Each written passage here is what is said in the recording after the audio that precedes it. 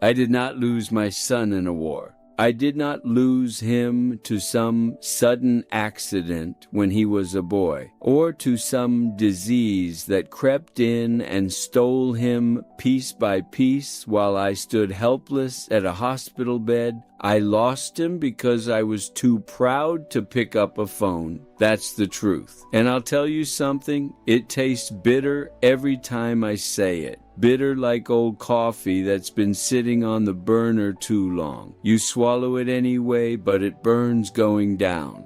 I'm 84 years old now. Sometimes I lose a word halfway through a sentence and have to circle back like an old truck missing a gear. My knees ache when the weather changes. I forget where I put my glasses, even when they're on my face. But this story, this one, never slips away. It doesn't blur. It doesn't soften. It sits heavy in my chest like a stone I swallowed 50 years ago, and it never dissolved. People think when you get to my age, you're afraid of dying. They lean close and talk gently like you're already halfway gone. No, I'm not afraid of dying, and I'm afraid of the silence that follows a slammed door. That's worse. My name is Harold Whitmore. I was born in 1941 in a small town outside of Tulsa, Oklahoma. Back then, men were taught two things: provide and don't complain. You got up early, you worked, you came home tired, you kept your feelings tucked away like winter clothes in a cedar chest. Love wasn't something you talked about. It wasn't something you explained. It was something you proved by working overtime, by keeping the lights on, by making sure there was meat on the table. I was good at working. I wasn't so good at the other things. I married a woman named Lillian when I was 23. She had this quiet laugh, the kind that started in her eyes before it reached her mouth. When she smiled at you, it felt like she was forgiving you for something you hadn't even done yet. She softened the sharp edges of me, or at least she tried. We had one child, a boy, Daniel. I remember the first time I held him. The hospital room smelled like antiseptic and something metallic. He was red and angry and loud. His tiny fists balled up like he was already prepared to fight the world. I thought, that's good. He'll be strong. I wanted him strong. I didn't realize strength isn't always about volume. When Daniel was little, he used to wait by the window for me to come home from the factory. Lillian told me that. She said he would drag a kitchen chair over, climb up, and press his small hands against the glass, watching for my truck to turn the corner. I didn't see it much myself. By the time I pulled into the driveway, I was exhausted, smelling like oil and metal, my shirt stiff with sweat and dust. The factory noise would still be ringing in my ears, clanking steel, humming machines, men shouting over the din. I'd step inside, and he'd run to me with drawings in his hands, crayon suns and crooked houses and stick figure families. Look, Dad, look what I made. His voice was high and hopeful. I would pat his head and say, "That's nice, son," without really looking. My eyes would already be drifting toward the recliner, toward the evening news, toward anything that required less of me. Tell me honestly, have you ever been so tired you convinced yourself you'd pay attention tomorrow? Tomorrow is a dangerous word. It feels responsible, it feels reasonable, but it's a gamble. I thought there would be thousands of them, thousands of tomorrows to sit down and really look at those drawings, to ask him why the sun was purple or why the dog had 3 tails. But children don't wait forever. Sometimes late at night I can still hear the faint scratch of his crayons at the kitchen table. I can see his little tongue sticking out slightly in concentration, and I can see myself walking past him without stopping. It's a small thing, you'd think. Small things build walls. Daniel was different from me. Even as a boy, I could see it, though I didn't know what to call it. He didn't like sports much. I tried. Lord knows I tried. I signed him up for Little League, bought him a glove that was too stiff and had to be oiled for days. I stood in the bleachers one Saturday morning, sun beating down on my neck, watching him in right field. The ball rarely came his way. When it did, he flinched before he caught it. After the game, I said, "You've got to be tougher than that." He nodded, but I could see something dim behind his eyes. He didn't care about football, didn't care about cars. He liked books. He liked music. He used to sit in his room, strumming an old second-hand guitar for hours. The notes would drift down the hallway, soft, uncertain at first, then growing steadier. Sometimes I'd stand in the doorway, arms crossed. "You're not going to make a living doing that," I'd say. He'd shrug without looking up. "I don't care about that." That answer used to irritate me in a way I couldn't explain. What kind of answer is that? Of course you care about making a living. That's what men do. That's how you survive. But now, sitting here with more years behind me than ahead, I think maybe he meant something deeper. Maybe he meant he cared about something else more. When he was 17, he told me he wanted to go to college out of state, study literature. Literature. I laughed. I actually laughed. The sound echoed in the kitchen, harsh and sharp. Lillian was at the stove, and she turned slowly, like she already knew what was coming. "Who's going to pay for that?" I asked him. He looked at me in a way I didn't recognize. Not anger, not yet. It was quieter than that. Disappointment, maybe, like I had confirmed something he had hoped wasn't true. "I'll figure it out," he said. And he did. Scholarships, part-time jobs. He worked at a bookstore, of all places, surrounded himself with the very thing I dismissed. He left home 2 weeks after graduation. I remember loading his boxes into the back of a borrowed truck. His guitar case was wedged between suitcases. He hugged Lillian for a long time. When he hugged me, it was brief, polite. "Take care of yourself, Dad," he said. "You see that?" He was already taking care of me in his words. I told myself that was normal. Boys leave. They become men. That's the natural order. But the house changed after that. It got quieter in a way that wasn't peaceful. The kitchen clock ticked louder. The hallway seemed longer. Lillian would sit at the kitchen table in the evenings, holding a cup of tea she never drank. "He doesn't call much," she'd say softly. "He's busy," I'd answer. "That's good." But she would look at me like she knew something I didn't, or maybe something I refused to know. The first real fight between Daniel and me happened when he was 25. He'd written a novel. A small publisher picked it up. He came home, proud, hopeful. He handed me a copy. His name was on the cover, Daniel Whitmore. I remember running my thumb over the letters. I read the first few pages that night in my study. It wasn't bad. In fact, it was honest, painfully honest. There was a father character in it, stern, distant, convinced he was right. I saw myself there. But instead of asking him about it, instead of saying, "You've got something here," I let my old habits take over. "This isn't real work," I said the next morning. "You're almost 30. When are you going to grow up?"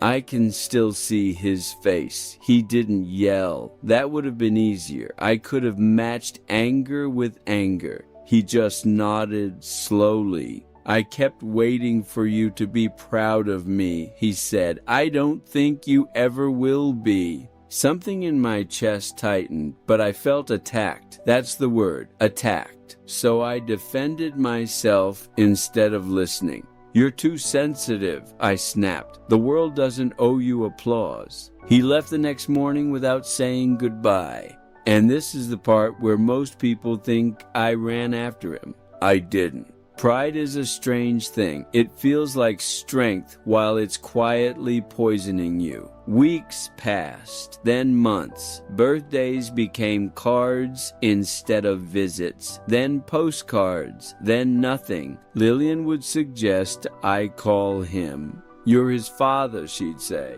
"He can call me," I'd reply. "Tell me, what would it have cost me? 5 minutes? A little humility?" But at the time, it felt like surrender. Like if I made the first move, I was admitting defeat. Years went by like that. Slow erosion. Then Lillian got sick.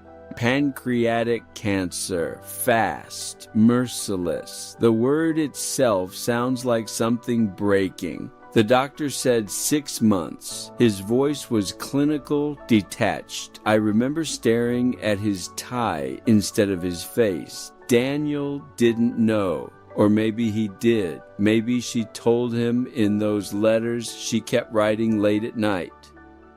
I'd see her pen moving slowly across paper, her shoulders shaking sometimes. She never stopped loving him out loud. I stopped loving him where anyone could see. One evening, as she lay in the hospital bed we'd set up in the living room, sunlight slanting through the curtains, she grabbed my hand. "Call him," she whispered. Her skin felt like paper, fragile, warm, and fading. "He should be here." "I will," I said, but I didn't. I told myself I would in the morning. She died at 3:17 a.m. The house was so quiet I could hear my own breathing echo off the walls. Daniel wasn't there. At the funeral, I kept scanning the crowd, hoping he'd walk in at the last minute. Like in the movies, coat half buttoned, apology on his lips. He didn't. That was the first time regret started to chew on me. Not loudly, just a small, gnawing feeling in the back of my mind. I could still fix this, I thought. There's time. There it was again. Time. 3 years after Lillian died, I got a phone call from a number I didn't recognize. A woman's voice, calm, professional. She told me Daniel had been in a car accident in Oregon. I remember the sound leaving my body, like air escaping a punctured tire. "He asked that we contact you," she said. "He asked for me after all those years." I flew out the next morning. I don't remember packing. I don't remember the flight attendants' faces, just the hum of the engines and the way my hands wouldn't stop trembling. Hospitals smell the same everywhere, sterile and hopeless. He was unconscious when I arrived. Machines breathing for him, tubes, monitors, that rhythmic beeping that feels like borrowed time. There were gray strands in his hair. When did that happen? I stood beside his bed looking at this man who used to run to the door with drawings in his hands. His face was thinner, older, but still my boy. I touched his arm. "Danny," I said. My voice broke on the second syllable. "Dad's here." He didn't open his eyes. The doctor said there was brain swelling. They weren't sure. I sat there for 2 days. The chair was hard. My back ached, but I didn't leave. I talked. I apologized. I begged. "I was wrong," I whispered. "You were braver than me." I told him I read his book again. And the second one, and the third. I hadn't told him before, but I had. In secret. I kept copies hidden in my study like contraband. I'd read them late at night, tracing his sentences with my finger. I was proud. God help me, I was proud. But pride spoken too late is just another form of grief. On the third night, the machines changed their rhythm. You know that sound from television? It's worse in person, flat, final. The nurse put her hand on my shoulder. He was 48 years old. I was 80. A father should not outlive his child. That's not the natural order. At his memorial service, people stood up and talked about him. Students he mentored, readers who said his words saved them during dark times. A young man said Daniel once spent 3 hours listening to him talk about his depression. 3 hours. I couldn't give my own son 10 minutes without judgment. Do you know what that feels like? To discover your child became the compassionate man you never were? I wanted to stand up and confess everything, to say, I'm the reason there was distance, but the word stuck. After the service, a woman approached me, mid-30s, gentle eyes. I'm Claire, she said. I was Daniel's partner. I didn't even know. She told me they'd been together for 12 years. 12 years of his life I knew nothing about. There are no words for that kind of absence. She handed me a small box. He kept these, she said. Inside were my old birthday cards, every single one. Even the short, stiff ones, even the ones that just said, proud of the man you're becoming, though I never said it out loud. He kept them. I went back to Oklahoma with that box on my lap the whole flight, like it might disappear if I let it out of my sight. The house felt unbearable. Every room echoed with conversations we didn't have. I sat at the kitchen table one night, the same table where Lillian used to write him letters, and I finally allowed myself to say it out loud.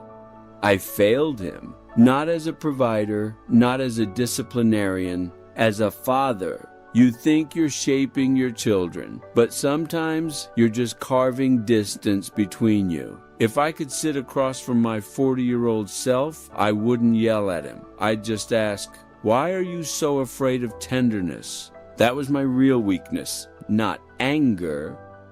Fear. Fear of looking soft, fear of being wrong, fear of admitting my son had a different kind of strength than mine. And now, at 84, I sit in a quiet house with too many photographs and not enough voices. Regret does not scream when it enters your life. It whispers, it tells you there's still time. It tells you tomorrow is guaranteed.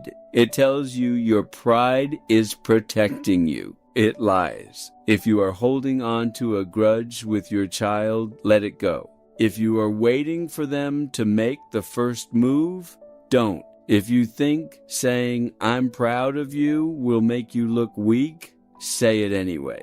Because I would give every dollar I earned, every promotion, every ounce of stubborn dignity to hear Daniel's voice one more time. Have you ever rehearsed an apology in your head to someone who can no longer hear it? It's a lonely exercise. I still talk to him sometimes in this kitchen out loud. I tell him about the weather, about the oak tree losing its leaves, about how quiet it gets around 4 p.m. when the light turns golden and everything feels suspended. I imagine him listening with that patient half smile. But imagination is a poor substitute for presence. Death doesn't scare me anymore. I've already lived through the worst part.